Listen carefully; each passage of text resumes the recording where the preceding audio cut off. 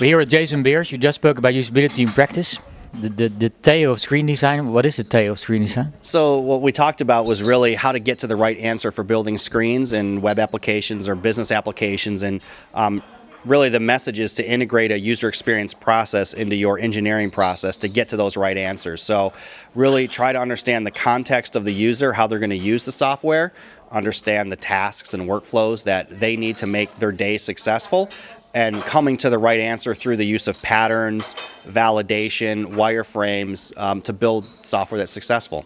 What kind of usability use should technicians take care of when making and designing usability applications? Yeah, so I think that, usability professionals nowadays, there's lots in the software industry. And so what they do is lots of user research. They're trying to understand what that right answer is. So through things like surveys, observation, eye tracking science, things like that, you end up getting a lot of data. And then what do I do with that data?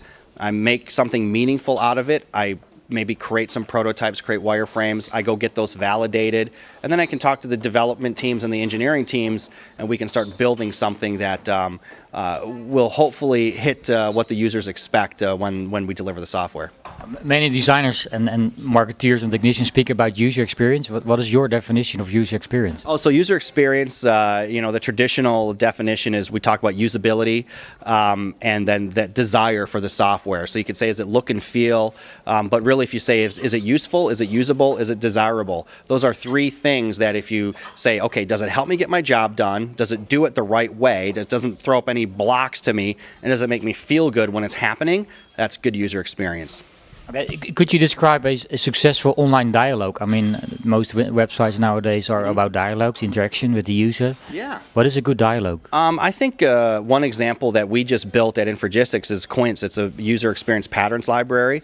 We use Silverlight, so we had the advantage of taking some of the more modern approaches to subtle animations and affordances in the UI to help people understand where they're at, where they need to go next. So I think you're going to see a lot more RIAs like that, and Quince is an example of a good RIA, that a rich internet application that helps people be more successful at achieving sort of a goal that they have. And Quince has a couple very specific goals. It's I can do style guides and I can do pattern searching. So how do I get there? And I think that's a really good example of something that's out there today.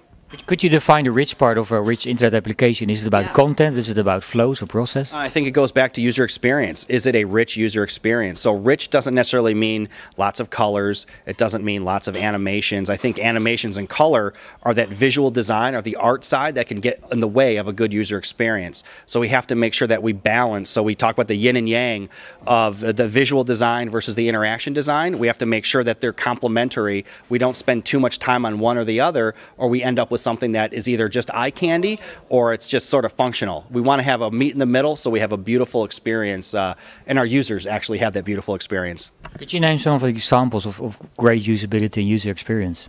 Yeah, I think one example, and it's going to be controversial, but if you look at Microsoft Office, I mean, it's probably one of the most widely used software applications in the world. And it's the type of app where you don't necessarily need a help file and you can be productive pretty quickly. So Office would be one. I think Outlook obviously is a productivity tool. For Apple, Apple's always known for having a great user experience and creating like beautiful software. So I've used a lot of Apple software, and if I use an Apple Productivity Suite versus a Microsoft Productivity Suite, I don't feel that Apple is that much better in what the outcome is, but there may be little things along the way that help me get my job done a little bit easier. So it's those affordances in the UI that might be more interesting on certain tools. Those are two, and most of us are using productivity tools like that all day. So those are just a couple that I think do deliver a good experience. But I'm excited to see Silverlight and WPF now becoming more mainstream. I think we're going to see a lot more interesting user interfaces and a lot more interesting, rich experiences because the usability side becomes more important now.